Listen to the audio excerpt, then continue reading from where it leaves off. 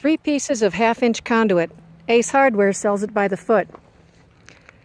Up here, one end of each piece is squashed and drilled through.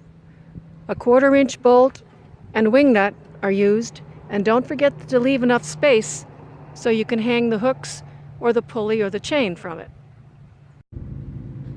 The pieces are each 5 feet long. Any longer would be hard to store in an RV. Fitting for height. This looks pretty good if we have a low fire or low coals. If you want to hang these and need hooks,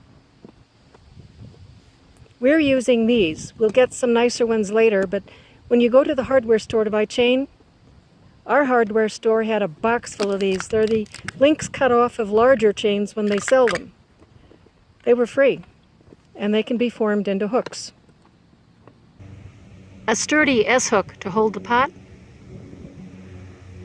and sort of a MacGyver system to hold this end up here.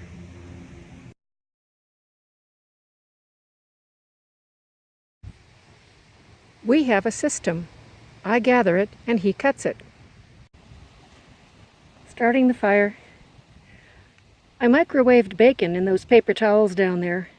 That should be a good starter and burn long and slow. Down to the lake for a bucket of water. With all the fires around here, I won't even light a match outside without a bucket of water. Keeping the fire low. It's actually better for control if you don't have a conflagration going on under your pot.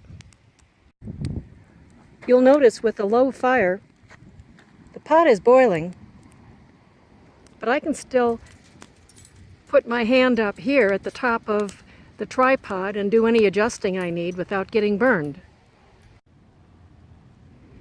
This thing is fabulous.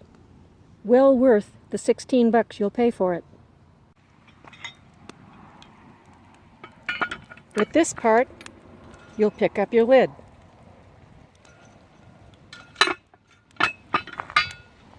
And with this hook, you can pick up your pot.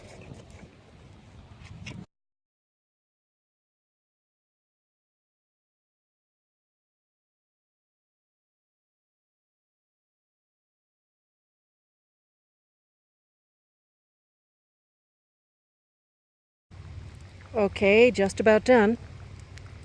I think what I have to do now is make a roux and test that.